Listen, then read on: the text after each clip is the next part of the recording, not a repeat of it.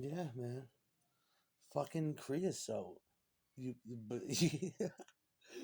you must have a fucking. You go to the store. It's all about buying other people's woods, buying other people's wood.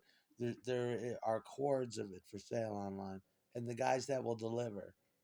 My father was out there electing them all. They'd come. Just they'd come with a big dump truck, and he'd be like, "Where do you want it, man?" He's just back it up right here. My son's gonna come down right now. Interrupt him from band practice. Just dump it on the lawn because you're that desperate for wood, you know. Must go. You get this wet wood, then, then, then when the fucking wood delivery comes, you sit around and you praise the wood because you love your fireplace. You're a homeowner. You fucking love your fireplace. Plus, that's your bread and butter, so to speak. You know, as far as surviving goes, the wood comes, you pick it up, and my father would look down and be like, "You see that green there? That's not a good sign." Before they even dumped it, he'd be appraising it. You see that wood? That wood looks wet. That fucking wood is wet. And then he'd back the dump truck up, and and I'd see it too. There'd be green on the logs, and there'd be fucking, it'd be wet, and so that you have to leave that out there for longer so it dries the fuck out because you can't burn wet wood. You know, you always getting burned when you're trying to buy wood. You go to the store to get bags of Kindle. You go to the store to get tons of creosote because you don't want the chimney sweep to come because that's your bitch. You know what I mean? Giving over to the chimney sweep is not good because a man bonds with the fireplace. That's like his 16-year-old mistress. He doesn't want to give it up to the chimney sweep. But the chimney sweep, we had fires all the time from the carbons, the buildup on the inside of the fireplace. They would catch fire, and before you know it, the fireplace is on fire. Then the roof is on fire, and you don't want that. You don't want that at all. But I mean, you got to pay strict attention to that. I burnt out. I think I burnt down a house with a candle once, and yeah, I'm pretty sure I did that. But thank God it didn't erupt in an inferno. Usually, usually it will create but it was hot enough to melt the shower curtains. Propane burns fucking clean.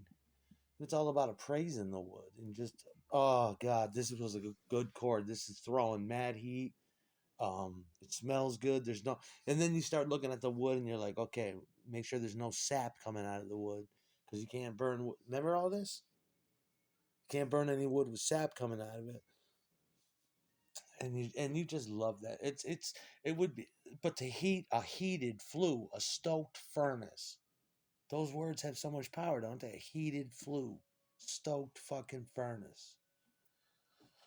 That's the point. Is to get it. Is to fucking get it. To jive holds just to get it at the most momentum you can get it and keep it burning. It's a whole artwork. You put it in there. You try to light it. It won't light. And you just stoke that motherfucker. You get your fireplace poker, and you stoke that motherfucker. The point is, it's all metaphysical. To get it to a point where it will burn the whole night through comfortably, and you can finally relax when that motherfucker is rip roaring. It's you have to have a vigilant guard over that fire. I mean, you have to get up 10 times during a conversation to make sure that fireplace is going. If you can just blaze wood like that, you're a rich man.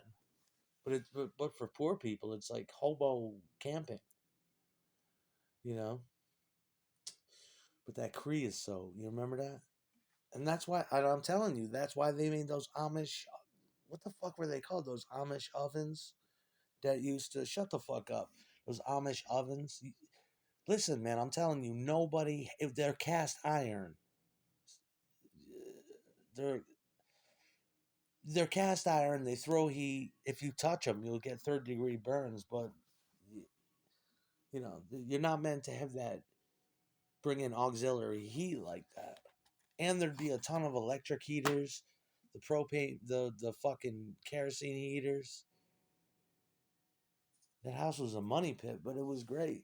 It wasn't this piece of shit brick thing over here at 76. where fucking you live like a fucking piece of shit, and you live in a paper mache fucking box, and I'll break through it like fucking King Kong. It wasn't like that. This motherfucker was constructed by doctors and geophysicists and astronomers. It was the old it was the old money district. It's Victorian. It's, you know, that Vale Cemetery shit. That Illuminati shit, the last bit of it. That Rip Van Winkle shit. Not that 76 um house made of cardboard, made of construction paper that'll huff and puff and blow the fuck down.